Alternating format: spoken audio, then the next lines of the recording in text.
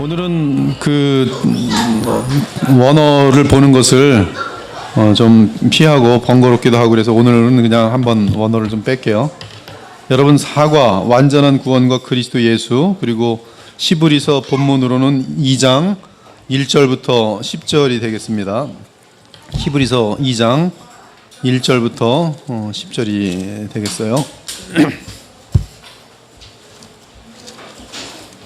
전부 성경을 찾도록 하죠. 히브리서 2장 1절부터 10절까지 보도록 하겠습니다.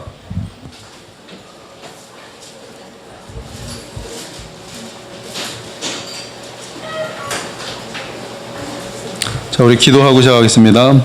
하나님 감사합니다. 저희들 주님 앞에 보좌 앞에 나아가고 또 주께로부터 받은 말씀을 가지고 또 주의 백성들과 교제 나누며 복된 시간을 나눌 수 있도록 하시니 감사합니다. 이 시간에 또 가정으로 돌아가기 전에 히브리서로 말씀을 나누고 돌아가고자 합니다. 이 한 시간 주님이 또 우리에게 말씀해 주셔서 이 히브리서를 잘 배우고 또 성경적인 사고를 할 수 있는 저희들이 될 수 있도록 도와주시옵소서. 이 한 시간을 주님께서 친히 또 인도해 주시기를 간절히 부탁드리며 예수님 이름으로 기도합니다. 아멘. 자, 한번 저랑 교독을 하죠. 히브리서 2장 1절부터 10절까지 한 절씩 교독합니다. 그러므로 우리는 들은 것에 더욱 유념함으로 우리가 흘러 떠내려가지 않도록 함이 마땅하니라.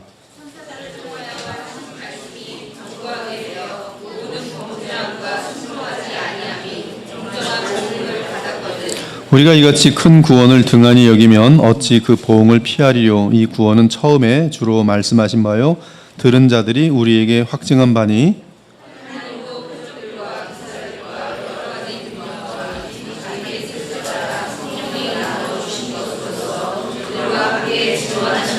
하나님이 우리가 말하는 바 장차 올 세상을 천사들에게 복종하게 하심이 아니니라.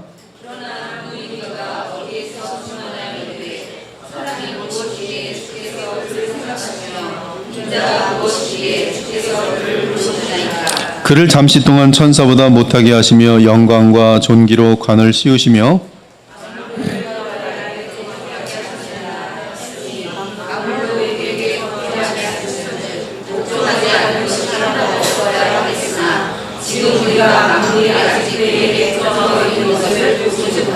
오직 우리가 천사들보다 잠시 동안 못하게 하심을 입은 자 곧 죽음의 고난 받으심으로 말미암아 영광과 존귀로 관을 쓰신 예수를 보니 이를 행하심은 하나님의 은혜로 말미암아 모든 사람을 위하여 죽음을 맛보려 하심이라.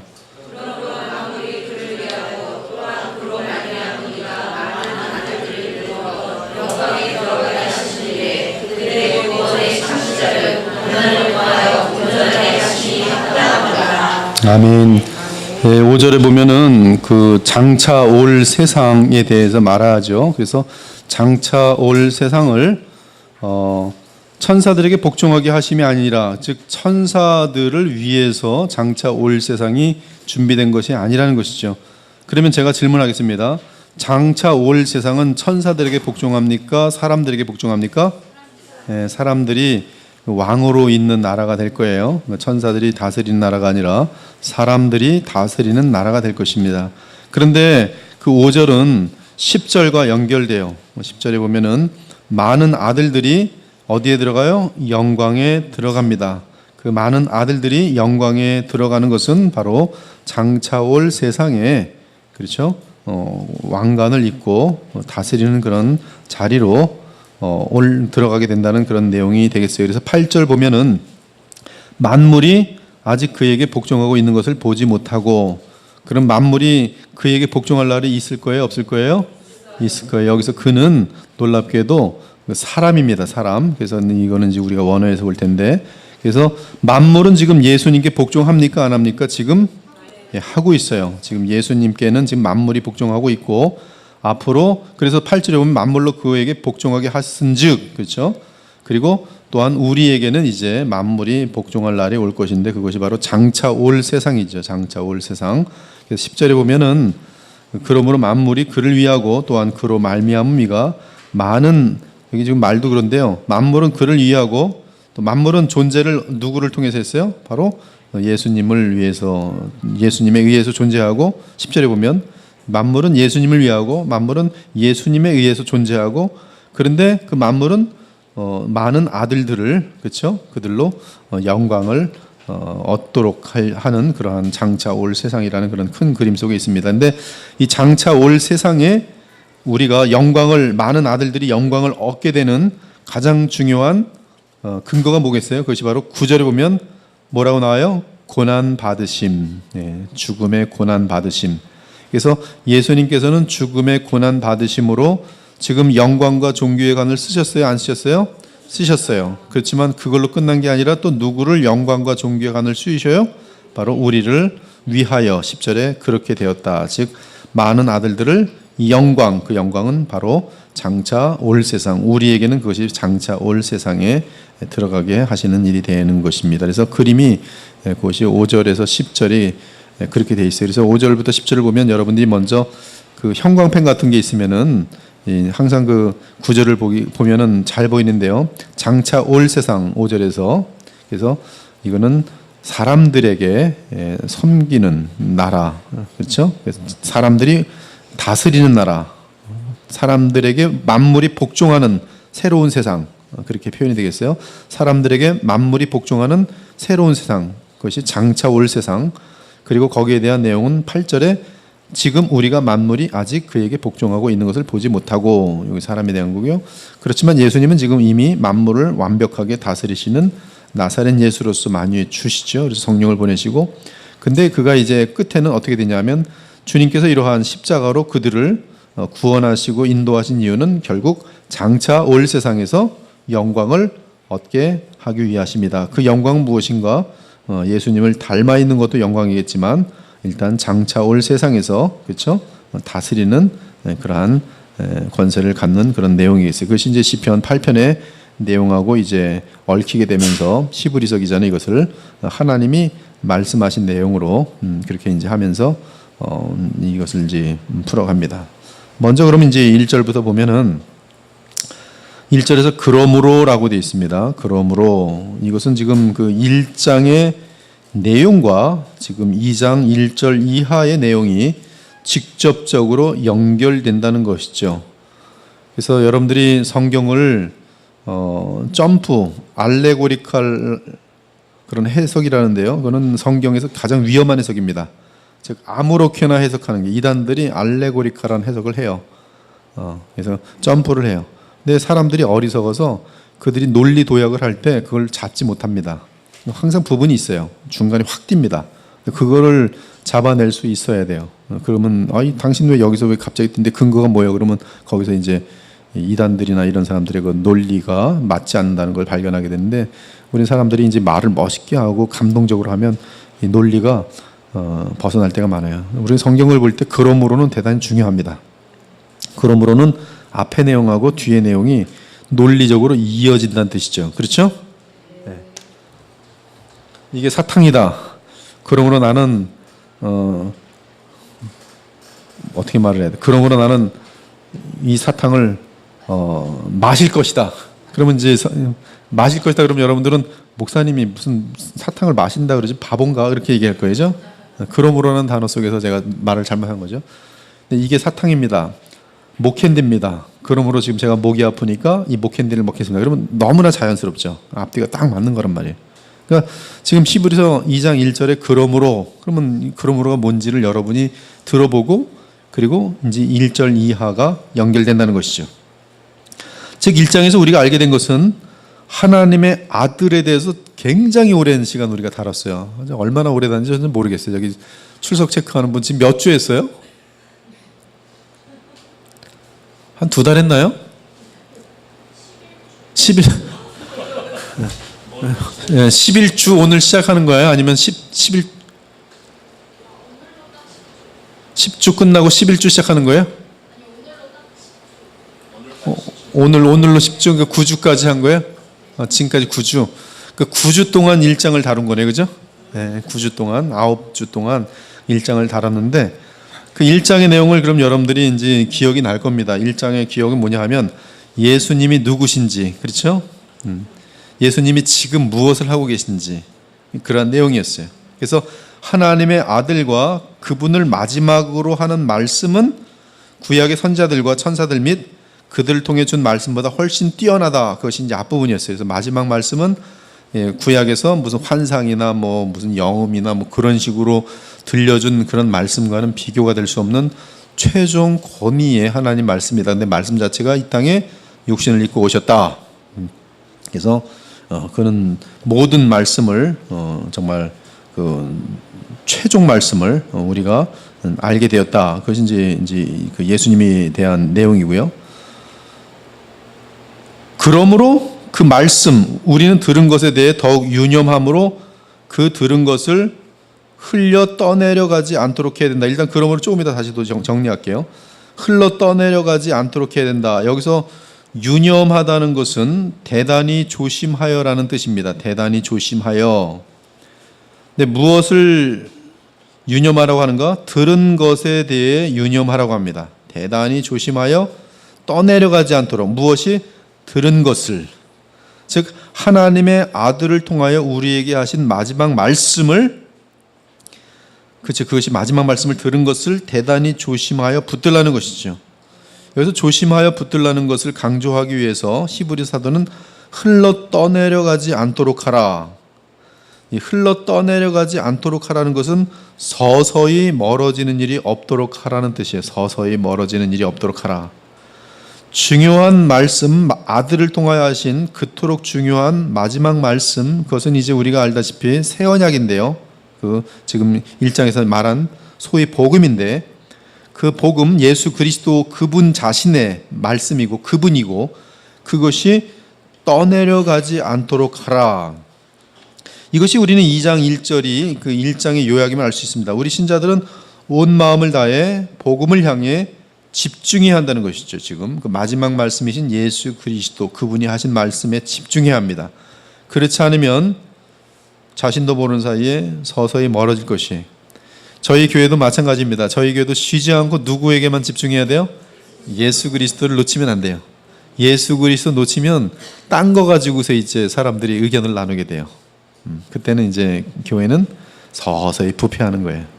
그리고 누가 더 사람들을 인간적으로 알아주는 건가, 그런 식으로 흐르게 돼 있어요. 힘을 다해서 조심하지 않으면 마지막 말씀을 놓칠 수가 있다는 말씀이에요. 마지막 말씀에 집중하지 않으면, 유의해서 듣지 않으면, 그 들은 것을 붙들고 있지 않으면 자신도 모르는 사이에 반드시 멀어질 것이란 말씀이에요. 그러므로 최대한으로 온 마음을 다해 의도적으로, 그렇죠? 하나님의 마지막 말씀인 그리스도와 그리고 그 아들을 통하여 전하신 복음을 붙들어야 돼요. 그렇죠? 그것이 지금 1절의 내용입니다. 마지막 말씀, 마지막 유언이라고 할 수 있는 예수님의 말씀을 너희는 더욱 유념함으로 떠나가지 않도록 하라. 시간에 의해서 신경 안 쓰면 떠나간다고 분명히 경고하였고, 또 그것을 떠내려가지 않도록 하라, 이렇게 말하고 있어요. 이제 2절과 3절을 보면 마지막 말씀인 복음과 관련하여 히브리서 기자는 몇 가지를 말합니다. 첫째, 복음에 의해 우리에게 허락되는 것은 3절에 보니 큰 구원이라고 말해요. 큰 구원, 굉장히 특이한 단어를 쓰고 있습니다. 다르게 번역하면 대단한 구원, 엄청난 구원, 위대한 구원이란 뜻이에요. 이는 하나님의 아들이신 예수 그리스도의 보혈과 생명을 희생함으로 주신 실제적인 구원이기 때문에 그토록 대단하며 위대하며 엄청난 구원입니다. 3절에 보면 이 구원은 처음에 주로 말씀하신 바요, 이렇게 되어 있어요. 여기서 주라는 말은 주님을 통해 하신 말씀이요. 그런데 이제 주가 누군가? 바로 하나님인가 아니면 하나님의 아들인가, 그런지 그것을 분간해야 되는데요. 왜 주라 그럴 때는 보통 이제 두 분에 대해서 가능하거든요. 그러나 일반적으로 신약에도 주는 거의 다 예수 그리스도를 말합니다. 그럼에도 불구하고 우리는 분명히 해야 되는데 4절에 보니까 하나님 도라고 되어 있어요. 하나님 도라는 것은 뭐예요? 다른 주가 있다는 거죠. 주를 이미 얘기하고 하나님 도라고 얘기하는 것이죠. 만약에 그 3절에서 그 주가, 그렇죠? 주로 말씀할 때 주가 하나님면 4절에서 하나님 도라는 말이 나오질 않죠. 다른 분이어야 되잔 말이에요. 하나님도 지금 임 집사님도 말씀하셨지만 목사님도 그렇게 이제 메이크 센스 하잖아요. 그렇죠?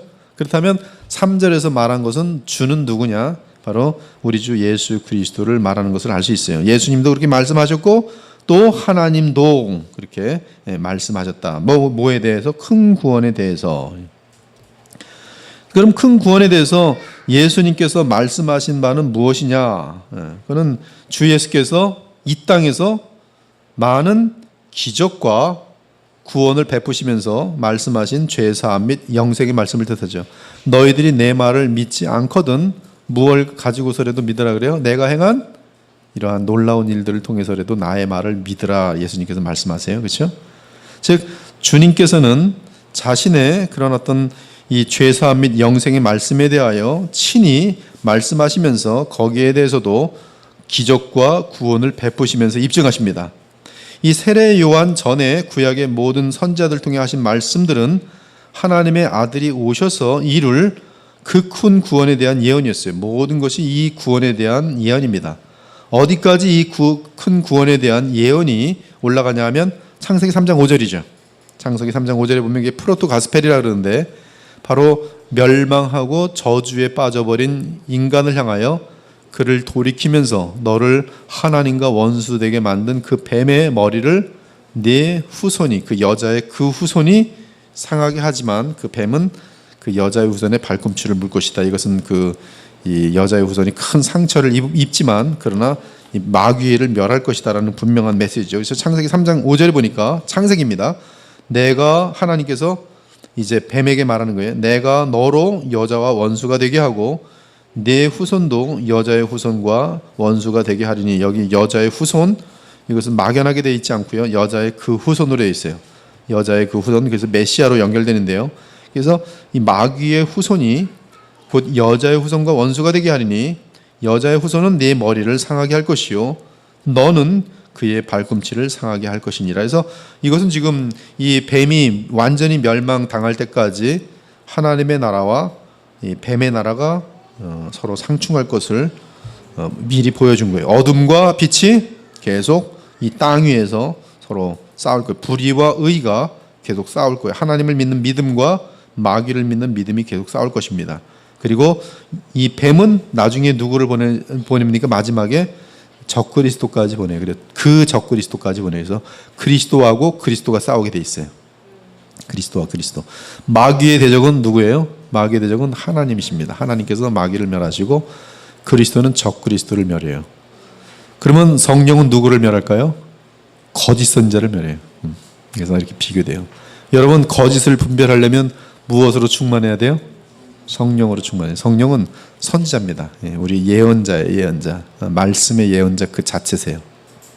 그래서 마귀는 그 거짓 선자들 계속 보내고요. 마귀가 나중에는 이제 그 하나님의 아들이 그 인카네이션 했잖아요.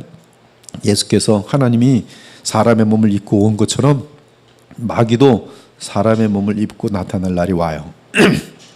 그거는 이제 어떠한 존재가 될지는 여러 가지 의견이 있지만 뭐 완벽하게 어떤 짐승으로 나와 있기 때문에 제가 사랑하는 어떤 목사님 중에 한 분은 짐승이 고도의 인간 이상의 IQ를 갖고 사람 모양으로 나타나는데 영혼은 없을 것이다.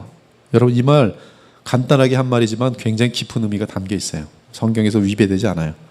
그러나 자칫하면 또 이런 것들이 공상으로 갈 수 있기 때문에 여기서 딱 멈추시는데 아무튼 하여튼 이 그리스도를 대적하는 어떤 지금까지 인간들이 볼 수 없었던 그런 특이한 존재로서 어떤 그런 등장해서 그리스도와의 그런 전쟁을 치르는 그런 대표적인 인물이 될 것이에요. 이제 이런 계시록 얘기를 하면은 다시 계시록을 다루고 싶은 마음이 굉장히 커져요. 너무 계시록이라는 게 귀해서 계시록은 이 성경을 전부 이렇게 물고 있습니다. 이렇게 이 성경은 창세기부터 계시록까지 하나도 끊어지지 않아요. 계시록을 따로 띄어서 해석하는 것들이 이제 신천지 같은 경우가 그렇거든요. 그러니까 십자가와 무관하게 지들 멋대로 해석하는 것이죠. 계시록은 거꾸로 보면요, 십자가를 걸치고 창세기까지 다 연결됩니다. 그래서 이 전체가 하나도 끊어지지 않고 계속 이어지도록, 그래서 마지막 관점에서 보는 성경 전체, 이것이 바로 계시록이고, 창세기는 하나님의 계시가 시작되는 차원에서 모든 시작이 어떻게 되는가, 어디까지 바라보냐면 지금 시작된 것은 이렇게 마무리할 것이다라는 계시록까지 바라봐요. 근데 이 모든 것을 가장 정확하게 해석할 수 있는 열쇠는 뭐예요? 십자가예요. 십자가가 없이는 이건 다 가짜들입니다. 율법주의, 신비주의, 뭐 그런 쪽으로 다 흩어지게 돼 있어요. 영지주의, 뭐 이런 건 다, 그래서 다 성경을 가지고 얘기하는데 십자가가 없이 지들 멋대로 다 빠져나가는 거예요. 지금도 마찬가지입니다. 십자가가 없는 성경을 가지고 구약 설교하는 사람들 보면 기껏해봤자 도덕 설교예요. 도덕 설교는 뭐냐면 하나님 믿으십시오, 하나님께 순종하십시오. 그러면 오늘도 복을 받고 여러분의 자녀들이 잘 되고, 그러면 잘 되기 위해서 하나님을 순종합시다. 근데 거긴 예수님이 싹 빠져 있어요. 그리고 순종할 수 있는 힘도, 복음도 필요 없어요. 그냥 도덕, 이슬람에서 설교하는 거나 뭐 무슨 다른 데서 일반 유대인들이 설교하는 거나 심지어 한국의 유교에서 가르치는 거나 별 차이 없어요. 정말로 한국의 코란 책 한번 갖고 와서 읽어보세요. 코란에 알라라는 말이 없고 다 하나님으로 바꿨어요. 그래서 제가 이제 코란 책을 여러분에게 읽어드리면 이제 그리스도를 중심으로 하지 않은 사람들은 은혜 받아요. 은혜 많이 받습니다. 코란 읽어주면 하나님은 자비하십니다. 근데 알라를 다 하나님으로 해석해 놨거든요. 번역을. 하나님은 두려우신 분입니다. 그럼 똑같아요. 그러므로 순종하십시오. 다르잖아요. 그러나 예수님이 딱 나오면 코난은 있을 곳이 없어요. 그들은 예수님은 뭐 마호멧보다 열등한 선지자 중에 하나일 뿐이. 그러나 우리는 예수님은 하나님의 아들로서 하나님이시다 그러면 그때는 코란을 믿는 사람은 돌을 들어요.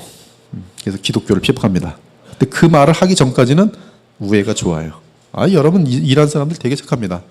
제가 지금 살고 있는 동네에 뭐 거긴 순 중동 사람들이 다 와서 한 사람이 자리했더니 그 다음에 이사 온 사람 거기 따라오고 그 다음 따라오더니 그 지역은 지금 다 중동 사람들만 다 살고 있어요. 다 아랍 사람들만. 근데 착하고 다 좋아요. 근데 예수님이 하나님의 아들이라 그러면 분노해요. 왜? 지네들은 알라만이 하나님이거든요. 알라만. 이 뱀의 후손들하고 이 여자의 후손은 이게 틀린 것입니다. 예수님만 얘기를 하면 벌써 이제 정체들이 드러나요. 그래서 예수님은 누가복음 1장에 보면은 뭐라고 나와 있어요? 빛과 어둠을 갈아요. 그래서 그 마음속에 있는 정체를 드러내요. 직접 봅시다. 누가복음.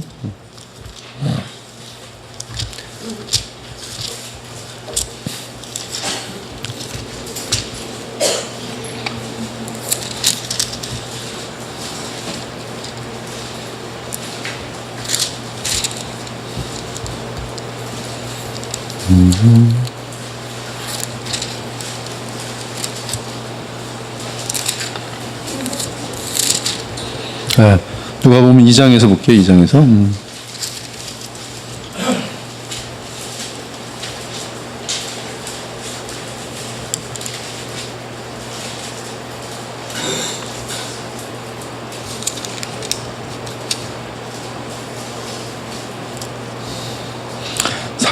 34절 보면은 누가복음 2장 34절과 34절 보면은 시므온이 그들에게 축복하고 그의 어머니 마리아에게 말하여 이르되 보라, 이는 이스라엘 중 많은 사람을 패하거나 흥하게 하며 비방을 받는 표적이 되기 위하여 세움을 받았고, 35절 또 칼이 네 마음을 찌르듯 하리니 이는 여러 사람의 마음의 생각을 드러내려 함이니라 하더라. 여기 보면 지금 이 예수 그리스도에 대한 이분에 대한 그런 메시지가, 그렇죠? 사람들의 이 핵심을 다 드러내면서 패하거나 흥하게 하거나 비방을 받는 표적이 되거나 또는 세움을 받거나 이제 이러한 분명한 자신들의 그 어둠에 또는 빛에 속한 그 정체를 드러낸다고 말씀하고 있어요. 요한복음 1장도 마찬가지죠. 그래서 그 빛이 오매 사람들이 그 자신들의 정체가 어둠이기 때문에 그를 영접하지 아니하는 그런 그림으로 나옵니다. 그러나 그리스도를 영접하는 자들은 곧 자신들이 행한 것이 의롭기 때문에 주님께로 나온다고 그렇게 말을 하고 있어요. 아무튼 지금 보면 지금 이 창세기 3장 15절에 보면 이 포르토 가스펠이라는 그런 내용으로 지금 내가 너로 여자와 원수가 되게 하고 내 후손도 여자의 후손과 원수가 되게 하리니 여자의 후손은 내 머리를 상하게 할 것이요 너는 그의 발꿈치를 상하게 할 것이니라. 그런데 그 큰 구원에 대한 이러한 창세기의 예언들이 언제 성취돼요? 예수님이 오심으로 말미암아 다 성취됩니다. 그래서 요한복음 3장 14절에서 16절을 보니까 예수님이 친히 죄사함 및 영생의 구원에 대해서 말씀하셨어요. 모세가 광야에서 뱀을 든 것 같이 인자도 들려야 하리니 이는 그를 믿는 자마다 영생을 얻게 하려 하심이니라. 하나님이 세상을 이처럼 사랑하사 독생자를 주셨으니 이는 그를 믿는 자마다 멸망하지 않고 영생을 얻게 하려 하심이니라. 이것이 바로 큰 구원이죠. 아버지께서 아들을 사랑하사 만물을 다 아들 손에 주셨으니 아들을 믿는 자에게는 영생이 있고 아들에게 순종하지 아니하는 자는 영생을 보지 못하고 도리어 하나님의 진노가 그 위에 머물러 있느니라. 이게 인류는 그래서 딱 두 종류입니다. 하나님의 진노에 머물러 있는 자, 또 영생 얻는 자. 영생 얻는 자는 하나님의 은총과 자비가 영원한 것이고 영생 얻지 못하는 자는 하나님의 진노가 그 위에 머물러 있어요. 그런데 그 영생은 누구에게 있어요? 예수 그리스도에게 있어요. 그래서 예수님을 믿는 자들에게는 영생이 있고, 그렇죠? 예수님을 믿지 아니하는 자는, 믿지 않는 것은 순종하지 않은 자는 영생을 보지 못하고. 마태복음 26장 28절 보니까 이것은 죄 사함을 얻게 하려고 많은 사람을 위하여 흘리는 바 나의 피 곧 언약의 피니라. 이 구약에서의 짐승의 피는 상징적인 것이지만 마침내 그 큰 구원이 우리에게 이루어졌으니 그 큰 구원은 바로 하나님의 아들 완전한 의인이신 예수 그리스도의 흘리신 바 그의 피 곧 언약의 피에 의해서 그 큰 구원이 임한 것이.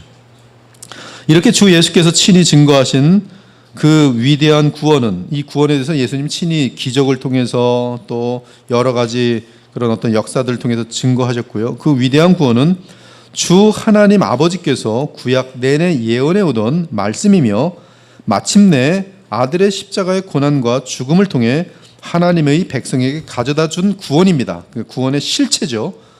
한번 그 구약에서는 어떻게 말을 하게 되었는가, 이 구원에 대해서 어떻게 말하는가, 베드로 전서를 보면은요, 베드로 전서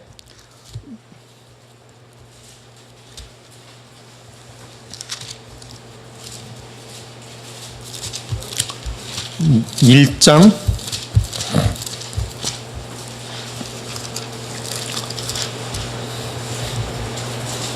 이 큰 구원에 대해서는 구약에서는 이 큰 구원이 지금 이루어지지 않은 상태입니다. 그것은 그냥 바라보고만 있는 거예요. 그래서 그들이 그 죄사함을 받은 이유는, 이번에 지금 우리가 수련회 가면은 제일 중요한 것이 뭐냐면 영혼 속의 성령님에 대한 얘기를 할 거고, 그러나 그 성령께서 시간 속에서 이제 오시는 것이 구약에서도 이미 오세요. 그러나 성령께서 공식적으로 이 땅에 오시는 것은 사도행전 2장입니다. 근데 그 2장이 무엇과 맞물려 있냐면 하나님의 나라와 맞물려 있어요. 하나님의 나라는 예수님께서 이제 하나님의 나라가 가까웠다. 그리고 예수님이 이제 사역을 시작하시면서 마귀들을 내어쫓을 때는 하나님 나라가 이미 너희 가운데 임하였다. 그래서 하나님 나라의 왕이 지금 그 어떤 자신의 그 권한을 시행하는 모습을 보여주는데, 그 하나님의 나라가 공식적으로 시작되는 그것이 뭐냐면 성령의 오심이에요. 그것은 예수님의 주되심, 즉 하나님 나라의 주되심, 하나님 보좌 우편에 앉으심이 같이 맞물려 있습니다. 근데 이때 예수님께서 그 성령을 보내심은 그리스도의 영이신데, 여기에 이 그리스도의 영, 구약의 성령과 예수님이 보내시는 성령과의 차이는 신구약에서의 엄청난 차이예요. 이 부분이 대단히 중요합니다. 구약에서는 성령의 역사가 어떻게 나타나는가? 놀랍게도 아직 그 큰 구원이 이루어지지 않았기 때문에 아직 하나님 나라가 이 땅에 임한 것이 아니. 그러나 성령은 역사하세요. 근데 다른 방법으로 역사하세요. 근데 신약에는 예수님의 그 큰 구원이 이루어졌어요. 그리고 하나님의 나라는 예수님이 주가 되심으로 말미암아 시작될 수 있어요. 그리고 주께서 보내시는 분은 아버지께로부터 받아서 성령을 보내세요. 이때 성령의 역사가 신약에서 가장 강력하게 나타나는 게 뭐냐면 그들의 양심까지 들어가서 거룩한 능력을 주시는 거예요. 구약에서는 그게 안 돼요. 그래서 구약 사람들은 하나님께 순종하는 문제에 있어서 실패해요. 그러면서 그들이 바라보는 것은 예레미야 32장 32절, 그리고 에스겔서의 11장, 그다음에 16장인가, 그다음에 34장인가, 이렇게 계속적으로 에스겔서에는 한 3번에 걸쳐서 나타나는데, 거기서 보면은 성령이 오실 날을 바라보게 하는데, 그 성령이 오실 날은 뭐냐면 다 같이 메시아가 오실 날과 맞물려요. 그래서 메시아가 오시는 날이 곧 성령이 오시는 날인데, 그렇죠. 그래서 요엘서가 사도행전에서는 그게 맞물린단 말이죠. 메시아가 오시는 것과 성령이 오시는데, 그럼 메시아가 무엇을 하는가? 성령께서 그들의 마음속에 임하여 죄의 권능을 이길 수 있는 권능을 부여하시는 능력으로 나타나요. 그러므로 지금 여러분들은 구약시대 사람이 아니고 신약시대 사람으로서 엄청난 특권을 누릴 수 있는 현위치에 와 있어요. 구약에서의 성령의 역사는 재능, 또 무슨 깨달음, 이런 많은 역사들로 나타나지만, 그들의 영혼 속에서 죄의 권능을 이길 수 있는 역사로는 아직 큰 구원이 임하지 않았기 때문에, 하나님 나라도 아직, 하나님 나라는 영적으로 임했다는 그런 순종적인 차원에서는 그냥 그렇게 말할 수 있지만, 이 다윗을 통해서 말씀한, 그렇죠, 사무엘하 17장, 그리고 열왕기 사무엘하 7장, 그 다음에 역대상 17장에 나오는 하나님 나라에 대한 인류의 대강령과 관련된 이 땅에 임하는 하나님의 나라는 바로 예수님이 오심으로만 이 땅에 하나님의 나라가 이루어질 수 있어요. 근데 그 하나님 나라의 실질적인 하나님 백성들을 통한 역사는 성령께서 그들의 마음속에 내주하심으로. 근데 누구만 내주하는가? 모든 믿는 자들 마음에 다 내주해요. 그리고 떠나는가? 영원히 떠나지 않아요. 그래서 성령이 내주하시는데, 왜 내주하시는가? 예수님이 없으시더라도 예수님이 우리와 함께 하시는 것처럼 우리를 위로하시고 동행하시기 위해서 성령님이 오셨어요. 그리스도의 영으로서 오셔서 그리스도 대신에 얼마든지 우리를 위로하시고, 예수님이 그분 안에서, 성령 안에서 우리에게 지금 사실 우리 마음속에 와 있는 것처럼 되어 있는데, 더 나아가 그리스도와 성령의 그 연합 속에서, 성령은 우리와 연합되어 있는 가운데서 이 그리스도께서 그의 십자가의 공로, 십자가에서 이루신 그 영원한 이 보혈의 공로, 그래서 히브리서 9장 14절이죠. 그 오늘도 말한 것처럼 하물며 영원하신 성령으로 말미암아 자기 몸을 하나님께 바치신 그리스도의 피가, 그렇죠, 우리의 그 더러운 행실로부터 또 우리를 깨끗하게, 그 양심을 깨끗하게 하지 않겠는가, 나아가 하나님을 온전히 섬길 수 있도록 하지 않겠는가. 이 히브리서 9장 14절과 히브리서 10장 10절은 구약에서 바라보던 성취인데, 이것이 뭐예요? 그 큰 구원이, 그 큰 구원. 여러분이 지금 그 큰 구원을 받았어요. 엄청난 존재입니다. 그래서 세례 요한이 이 그 큰 구원을 받는 시대가 아니라 그 전 시대 사람에 속하는 거예요. 마지막 구약의 선지자이기 때문에. 그래서 예수님께서는 이 하나님 나라의 가장 작은 자라도 그가 누리는 특권에 있어서는 세례 요한이 누리는 특권, 아무리 크다 할지라도 비교할 수 없는 거예요.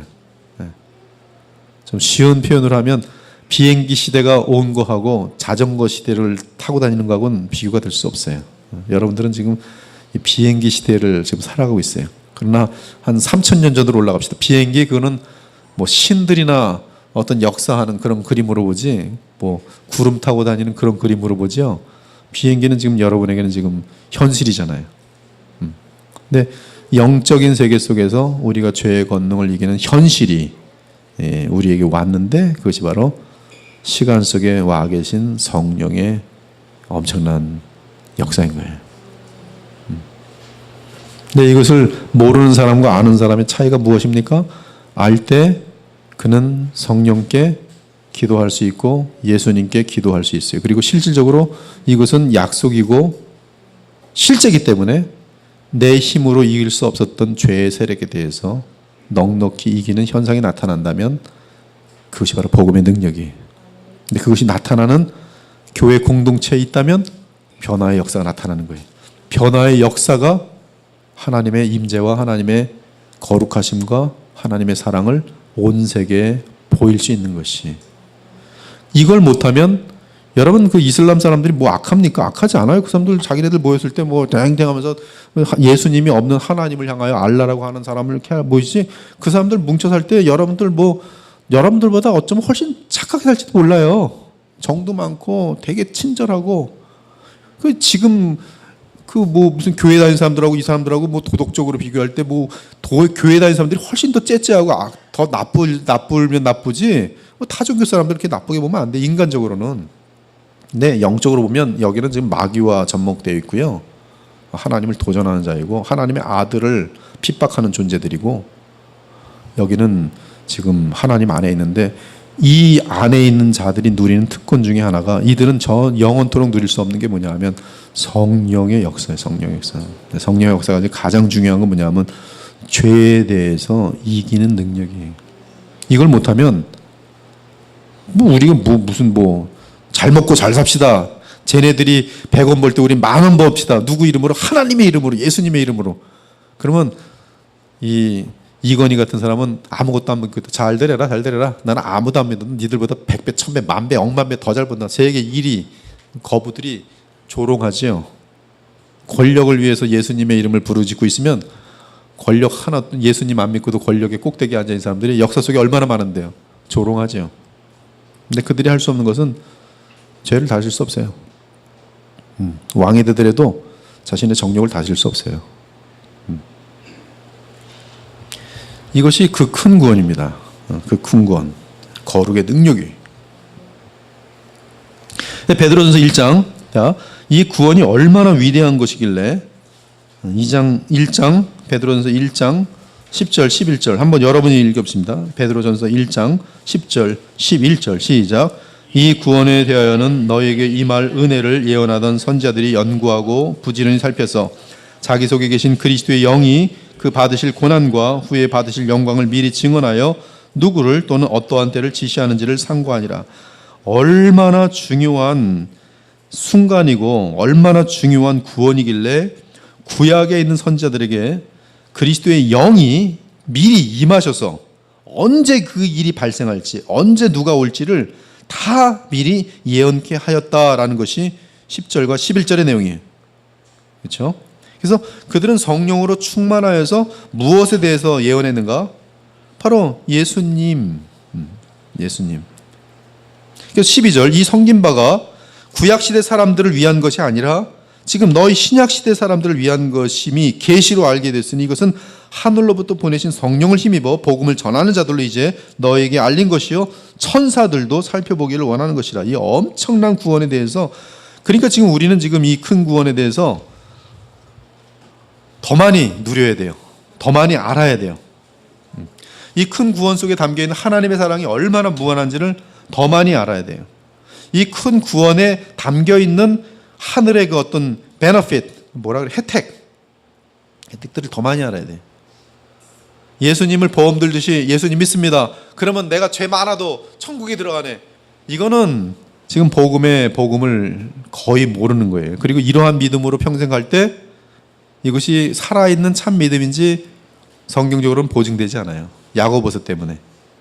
야고보서의 믿음은 무엇에 의해서 확증받아요? 순종으로, 행함이라고 표현된 순종으로 확증돼요. 근데 순종이 나타나지 않는 행함으로, 믿음으로 나는 구원받았네. 그리고 구원받았다 하면서 거룩의 이런 내용이 있어요. 어떤 직장에서 5년을 같이 직장했는데 어느 날 어쩌다가 A라는 사람이 성경책을 가방을 잘못 들고 가고 회사 가방인 줄 알고 들어갔는데 주일 가방이었던 거예요. 들고 가서 탁 펼쳤는데 이제 옆에 있는 동료가 보는데 성경이 툭 나와버린 거예요. 5년 만에. 성경이 왜 나오죠? 했더니 그때서야 저 교회 다녀 했더니 교회 다녀요? 사실 저도 교회 다녀요. 5년 동안 서로 모르고 지낸 거예요. 서로. 근데 이것은 뭐냐 하면 정말 그 사람들이 진짜 거듭난 크리스찬일까에 대해서 캐치 마크가요. 뭐예요? 그리스도인이면 반드시 그리스도의 생명이 흐르게 돼 있어요. 성령께서 계시면 그가 가만히 있어도 하나님의 어떤 그 분위기 그리고 그로 인한 영향력이 나타나게 돼 있어요. 없다면 그 안에는 성령, 즉 하나님의 생명이 없는 거지요. 둘 다 번호게인, 거듭난 크리스찬이 아닐 가능성이 상당히 높아요. 형식적인 신자예요. 그리고 그냥 교회를 다니고 사회에는 아무런 영향을 미치지 못하는 죽은 신자예요. 근데 본인들은 교회를 다니니까 나는 천국 갈 수 있을 것이다라고 확신해요. 왜? 나는 예수님을 믿었으니까. 믿음이 뭡니까? 언제 예수님을 영접하는 기도를 따라 했으니까. 난 그리고 오늘도 교회를 다니니까. 그런데 아무도 그가 그리스도인인 것을 회사에서 5년 동안 아무도 모르고 우연히 어떻게 들켰는데 이 사람도 보니까 서로 모르는 거예요. 5년 동안. 가짜일 가능성이 많은 거예요. 성경은 그런 크리스찬들 인정하지 않아요. 사회의 빛과 소금의 역할을 0%로 아무것도 나타내지 못하는데, 여러분들은 그래서 이런 사람들이 있어요. 목사님, 내가 그리스도인이라고 밝히는 순간 하나님이 영광이 그냥 땅바닥에 떨어집니다. 저는 하나님의 영광이 땅바닥에 떨어지는 게 싫어서 저는 크리스찬이라고 말 안 합니다. 그러면 참 많은 사람들이 참 이 사람은 하나님을 생각해서 자기가 크리스찬이라는 것을 끝까지 감추는구나. 이거는 크리스찬이 아닙니다. 크리스찬은 나는 크리스찬이라는 그 분명한 고백을 해야 돼요. 그리고 그가 지나가는 곳마다 어떤 증거가 있어야 돼요. 여러분이 그리스도인이라는 사실을 왜 창피합니까? 여러분의 왕을 부끄러워하고 있기 때문에 지금 지고 있는 거예요. 성경은 나를 부인하는 자는 나 또한 너희를 부인하리라 그랬어요. 그럼 제가 그리스도인인 것을 노출하면 너무 창피한데요. 하나님께 영광을 너무 돌리지 못해서. 그러면 안 되죠. 그러니까 어떻게 돼요? 복음의 능력으로 그곳에서 빛과 소금의 역할을 감당해야죠. 그래서 세상은 다 썩어도 저놈들은 도대체 누구길래 끝까지 안 썩느냐, 이런 소리를 들어야 되는 신분의 사람들이 누구예요? 크리스찬이에요. 크리스찬. 그거 안 하면 아무 기능을 못 하는 거예요. 크리스찬이 아니에요. 혼자서만 크리스찬이에요. 혼자서만. 왜 혼자서 크리스찬인가? 나는 예수님 믿는 것 같은데, 지식적으로 믿어지는 것 같은데. 지식적으로 믿는 거는 마귀들도 알 수 있습니다. 그러므로 여러분의 삶은 예수님의 생명이 나타나야 돼요. 예수님의 생명이 나타나는 가장 중요한 것이 무엇입니까? 여러분의 언행 또 말이 진실함으로 하나님을 영화롭게 해야 돼요. 그들과 달라야 됩니다. 빛에 속한 삶을 살아야 돼요. 더 이상 머뭇머뭇하지 마시고 세상과 하나님 사이에서 중간에 박쥐처럼 서 있지 마세요. 이건 비참합니다. 양쪽에서 다 실패해요. 교회에서 볼 때 저거 진짜가 가짜일까? 저 같은 사람은 수수께끼 같은 사람, 저 사람 교회는 나오는데 정말 죽을 때 천국에서 만날 수 있을까? 우리 교회도 몇 있어요. 저 사람 죽으면 천국에서 만날 수 있을까? 궁금한 사람 좀 있어요. 많진 않아요. 근데 세상 사람 보면 저 사람이 교회 다닌 사람이야? 안 다닌 사람들이야? 맨날 숨기고 난 다 알고 있는데 어느 교회 뭐 집사라는데 왜 끝까지 그걸 감추고 있지? 네. 여러분 여러분들 나는 크리스찬입니다라고 알려줘야 되고요. 그리고 누군가가 여러분의 집에 오면은 갑자기 뭐 성경 구절도 달아놓지도 않겠지만 혹시 달리고 있으면 또 막 치우고 뭐 성경책 저 구석에다 집어넣고, 이거는 크리스찬이 아니에요. 오히려 잠깐 몰랐다 할지라도 여러분 집을 따갔으면 이 집 크리스찬이네 라고 알아요. 그것이 정상적이에요. 그리고 크리스찬 신분이 노출된 상태 속에서, 학생들도 마찬가지예요. 노출된 상태 속에서 그리스도인답게 사는 것이 그리스도인이에요. 그것이 여러분이 살 길입니다. 그렇게 안 하려면 그냥 신앙을 포기하세요. 신앙을 포기하세요. 그냥 세상 사람들처럼 사세요. 근데 세상 사람처럼 살라 그러는데 여러분 속에 영생이 있으면 세상처럼 사는 게 쉬울까요? 어려울까요? 어려워요. 안 맞아요. 대화도 안 되고 허망하고, 그리고 자기 자신에 대한 자책이 점점 커져요. 그리고 이런 사람들은 보통 대실패를 하면서 엄청나게 얻어터지고 두 손 들고서 무여 의지 없어서 주님께 돌아오고 지금부터는 오직 주님만을 위해 살겠네라고 결단하는데, 하나님의 그 역사죠. 이게 지금 그 큰 구원이에요. 이 그 큰 구원을 우리가 얻었는데 이걸 감추거나 부끄러워하거나, 이거는 지금 그 하나님이 자신의 아들의 생명까지 희생을 치러가지고 우주보다 귀한 우리에게 그 큰 구원을 허락하셨는데 이거를 자랑하지 못하는 것은 대단히 잘못된 것이지. 아버지께서 구약 내내 예언해 오던 말씀이며 마침내 아들의 십자가의 고난과 죽음을 통해 하나님의 백성에게 가져다 준 구원이다. 그러니 얼마나 귀하며 대단한가. 이 구원에 대해서는 복음을 처음에 들은 자들 곧 제자들 및 사도들도 증거하였고요. 그들은 예수 그리스도와 함께 살았고 그분의 십자가의 죽음을 보았으며 심지어 부활하신 예수님을 만나보았어요. 더욱이 그리스도의 영이신 성령을 받았습니다. 성령은 뭐예요? 그리스도를 증거하는 영이. 그러므로 그들은 그 큰 구원이 무엇인지 분명하게 알고 체험하며 수많은 사람들에게 생명을 걸고 증거하였던 것이, 또한 하나님께서도 친히 그 큰 구원에 대한 마지막 말씀을 증거하기 위해 하나님이 큰 표적들과 기사들을 여러 가지 능력으로 예수님에 대해서 친히 입증하십니다. 그 중에 하나가 뭐예요? 직접 오늘도 누가복음 9장에서 말한 것처럼 하늘에서 무슨 소리가 나요? 이는 내 기뻐하는 아들이며, 이거 하나님이 증거하시는 거예요. 직접적으로 역사 속에서 하나님의 역사적인 증거는 친히 하신 말씀은 몇 번 있어요? 예수님의 공생 가운데 3번 있어요. 언제? 세례받을 때. 그 다음에 또 언제? 변화산상에서. 그 다음 또 언제? 예수님의 십자가 바로 직전이에요. 십자가 직전. 요한복음 13장인가요?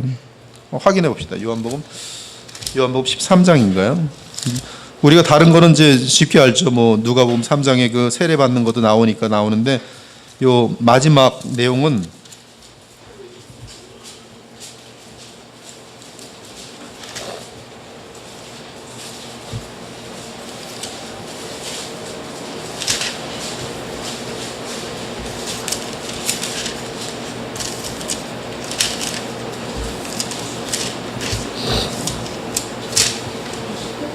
예? 어디 몇 장 어디에? 12장? 네, 12장 28절. 네, 감사합니다. 맞아요. 맞네. 여기 보면 12장이 나오죠. 그래서 27절에 보면 지금 내 마음이 괴로우니 무슨 말을 하리요. 아버지여 나를 구원하여 이때를 면하게 하여 주옵소서. 그러나 내가 이를 위하여 이때 왔나이다. 아버지여 아버지의 이름을 영광스럽게 하옵소서 하시니 이에 하늘에서 소리가 나서 이르되 내가 이미 영광스럽게 하였고 또다시 영광스럽게 하리라 하시니, 여기 보면 29절에 보면 무리들이 옆에 있어요 없어요? 예, 있어요. 그리고 제자들도 있고. 그래서 이게 증거예요. 하나님이 직접 지금 말씀하시는 증거들이. 그래서 이러한 내용들이 지금 다 그의 말을 들으라, 지금 예수님이 하시는 마지막 말씀에 대해서 하나님이 친히 이 기적을 통해서 하시는 증거 중에 하나죠. 즉 하나님께서도 그의 말을 들으라는 이러한 그 마지막 말씀을 증거하기 위해서 표적들과 기사들과 여러 가지 능력으로 확증해 주셨어요. 특히 그분의 아들을 부활시켜서 믿는 자들에게 성령을 나누어 주심으로 그 큰 구원 및 새 언약을 증거해 주셨습니다. 이게 되게 중요하죠. 누구를 나누어 주심으로? 성령을 나누어 주심으로 그 큰 구원을 증거하죠. 그러므로 그 큰 구원에 대한 마지막 말씀은 3가지로 겹쳐서 증거를 받습니다. 첫째, 누가 그 큰 구원에 대해서 증거하세요? 예수님 직접 자신이, 자신의 오병이어의 기적이랄지 물이 변하여 포도주가 된다랄지 이런 것들 통해서, 그 다음에 사도들 및 제자들이 직접 또한 확증하지요. 그렇죠? 이 자기네가들이 보고 들은 바를, 요한 1서를 보면 우리가 듣고 본 바 만진 바 이 모든 것들을 너희들에게 증거하면 너희로 또한 믿고 우리와 함께 교제하게 하려 함이라. 분명히 지금 사도들은 증거하고, 또한 하나님은 역사 속에서 직접 하늘로서 그 능력을 나타내심으로 증거하시고 심지어 성령을 나누어 주심으로 증거하셨어요. 그러므로 이 큰 구원에 대해서는 이 엄청난 이러한 증언자들, 심지어 하나님이 증언하시고 사도들이 증언하고 예수님도 증언하고 또 성령께서 증언하시기 때문에 그 증거를 아무도 거부할 수 없습니다. 아무도 거부할 수 없어요. 특히 성령을 나누어 주셨다는 것은 영생의 생명을 우리에게 직접 주신 거기 때문에 성령을 받은 자들마다 이 큰 구원을 부인할 수 있어요 없어요? 없어요. 왜냐하면 그 큰 구원 자체가 자신에게 성령으로 지금 임하였기 때문에 그 큰 구원을 받은 사람인데, 지금 제가 예를 들어서 이 캔디를 먹으면서 먹고 있단 말이에요. 현실이란 말이에요. 나는 캔디가 어디 갔지 이러고 있으면 이제 정신병자죠. 먹고 있는데. 즉 그 구원을 받은 사람이 그 큰 구원이 뭘까 이러면 지금 되게 웃긴 거죠. 지금 성령을 받아서 그 큰 구원을 누리는 사람은 이 영생이나 그 큰 구원을 의심할 수가 없어요. 왜? 경험적으로 확증되고 있기 때문에 그래요. 그래서 요한일서 5장 9절 보면은 요한일서 5장 9절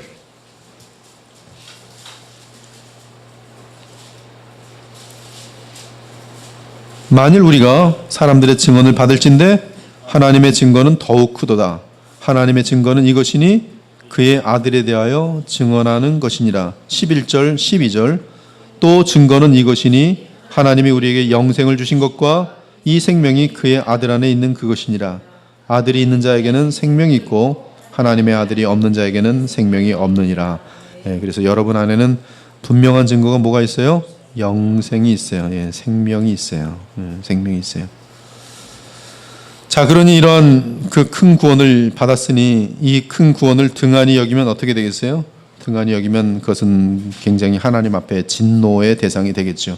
그래서 2절을 보면 천사들을 통하여 하신 말씀이 견고하게 되어 모든 범죄함과 순종하지 아니함이 공정한 보응을 받았거늘. 그래서 구약에서의 모세를 통해서 주신 율법들을 어기는 것들도 곧바로 말씀 그대로 하나님의 형벌이 주어집니다.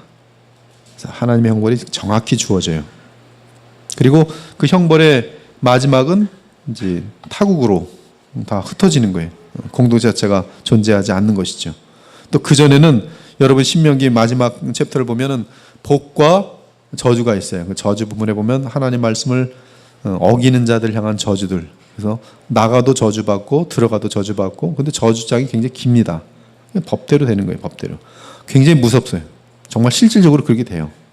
그래서 이 구약에 보면 뭐 출애굽기랄지 또 뭐 레위기랄지 보면 뭐 성범죄를 범한 자들 뭐 범인을 찾을 수 없을 때 레위기에 보면 이렇게 하라 저렇게 하는데 그렇게 되면 다 들통나게 돼 있어요. 그럼 들통나면 그는 뭐 평생에 하나님 앞에서의 그 어떤 무서운 정죄를 받고 그런 고통을 당하게 되는데요.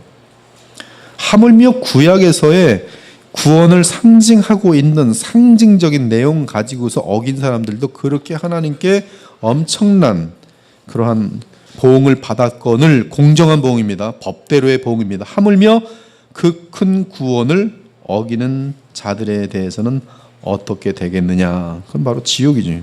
지옥이에요. 사도행전 7장을 보면 스데반 집사가 이스라엘의 공회원들 앞에서 주의 복음을 전합니다. 목이 곧고 마음과 귀에 할례를 받지 못한 사람들아 너희도 너희 조상과 같이 항상 성령을 거스른도다. 너희 조상들이 선지자들 중에 누구를 박해하지 아니하였으며 의인이 오시리라 예고한 자들을 그들이 죽였고 이제 너희는 그 의인을 잡아준 자요 살리는 자가 되나니 너희는 천사가 전한 율법을 받고도 지키지 아니하였도다 하니라. 여기 보면 스데반 집사의 설교에 의하면 천사가 전한 율법은 모세의 율법이며 구언약입니다. 그런데 그 율법이 말하는 내용은 성령의 음성으로서 누구를 예고하고 있어요? 여기 보면 그 의인을 예고하고 있어요. 그 의인. 그렇죠? 그 의인. 여기 그 의인이 누구예요? 예수님이에요. 그 의인에 대한 예고가 어디 있습니까? 한번 성경을 이것도 한번 찾아보는 것 같아요. 좋아요. 신명기 18장은 그 선지자. 그렇죠? 그 선지자. 그 왕은 어디에 예언되어 있어요? 아까 말한 것처럼 사무엘하 7장, 그다음에 역대상 17장. 그렇죠? 그게 이제 인류의 대강령, 하나님의 나라, 다윗의 그 후손을 통한 영원한 나라. 그래서 그 후손은 이제 영원한 나라를 세울 거라는 거.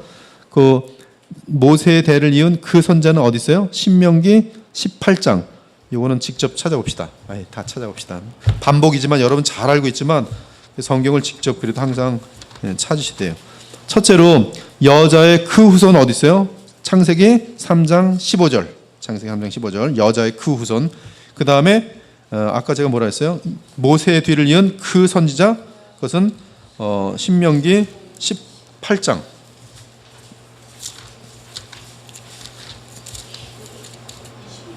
네? 21절? 네, 15절 이하이죠. 그렇죠. 신명기 18장 15절 이하예요. 15절 이하. 그렇죠? 어디 몇 절이 정확히? 15절. 15절 일단 그 이하 쭉 보시면 바로 그 선지자가 나와요. 그 선지자. 그 다음에 그다음에 그 사무엘 하 왕에 대한 것은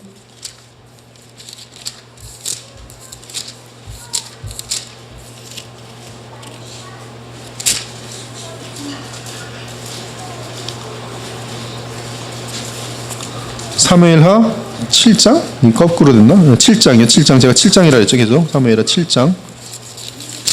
나오나요? 7장 12절. 그렇죠?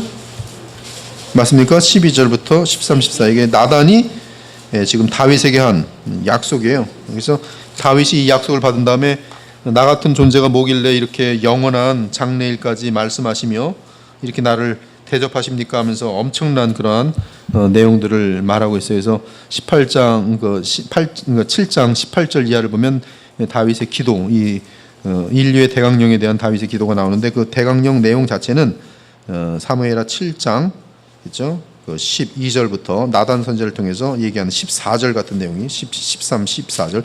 똑같은 중복된 내용이 그 역대하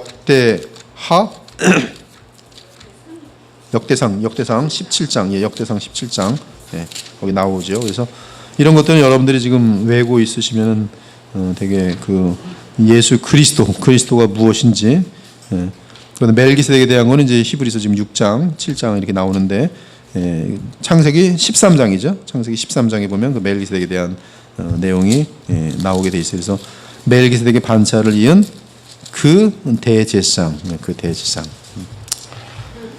그래서 특히 근데 여기 하나 빠졌네요. 그 의인은 지금 어디 있는가?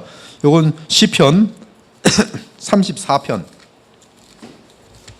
사도행전에서 지금 전부 다 구약에서 상징하고 있는 그 메시아를 다 지금 나타내고 있는데 지금 사도행전 7장에서 시편 34편 19절. 이것이 일단 시편에서 나타난 그러한 그 의인에 대한 내용이고요. 한번 읽어보실래요? 가집사님 34장 19절. 의인은 고난이 많으나 여호와께서 그의 모든 고난에서 건지시는도다. 네, 거기 나오고 그 다음에 이사야 여러분이 너무나 잘 아는 53장에 나오겠죠. 53장 고난받는 종. 이것이 바로 이제 이사야 53장 11절. 그가 자기 영혼에 수고한 것을 보고 만족하게 여길 것이라. 나의 의로운 종이 자기 지식으로 많은 사람을 의롭게 하며 또 그들의 죄악을 친히 감당하리라. 네, 여기 의로운 종, 바로 이 의로운 종이 바로 지금 신약에서는 그 의인으로 지금 연결되어 있는 것이. 아무튼 지금 구약은 지금 이렇게 지금 그 의인을 성령의 충만한 가운데 그 의인을 예고하고 있고 지금 그 의인은 지금 사도행전 7장에서 지금 받아들인 것이죠. 그래서 그 의인에 의해서 또 그 선자에서 또 그 아들에 의해서 또 그 여인의 그 후손에 의해서 큰 구원이 지금 실질적으로 발생한 것이죠. 즉 마지막 말씀, 실체이신 마지막 말씀에 대한 모든 그림자들이 지금 구약에 있고 그 마지막 말씀의 실체가 지금 그 큰 구원을 이루는 것을 우리는 발견할 수가 있는 것입니다. 오늘 여기까지 하고 계속 다음 주에 계속 다루도록 그렇게 하겠습니다. 기도하고 마치도록 하겠습니다. 하나님 감사합니다. 우리가 지금 받은 구원이 얼마나 위대한 구원인지를 저희들로 더욱더 복음 안에서 헤아릴 수 있도록 도와주셔서 그 혜택을 믿음으로 누림으로 그 혜택을 누릴 때의 그 결과들이 주의 백성들에게 나타날 수 있도록 복을 내려 주시옵소서. 주님께서 우리에게 베푸실 그 큰 구원으로 말미암는 그 많은 결실들을 기대합니다. 지금 이 어두운 시대 가운데 하나님의 존귀한 백성들이 주님이 베푸신 많은 축복들을 넉넉히 누림으로 말미암아 영광스러운 주의 자녀들로 변화되어서 이 시대를 이끌고 인도할 수 있는 그러한 복된 교회가 되고 그러한 성도들이 될 수 있도록 도우시기 원합니다. 이분들이 있는 곳에 천국이 실질적으로 이루어질 수 있도록 역사하여 주옵소서. 이분들이 계신 가정이 천국 되게 하시고 이분들이 일하시는 직장에 놀라운 빛이 흘러 넘칠 수 있도록 도와주시옵소서. 그러기 위해서 날마다 그리스도로만 사는 하나님의 진실한 신자들이 되게 하여 주옵소서. 살아계신 우리 주 예수 그리스도의 이름으로 기도 올려옵나이다. 아멘. 감사합니다.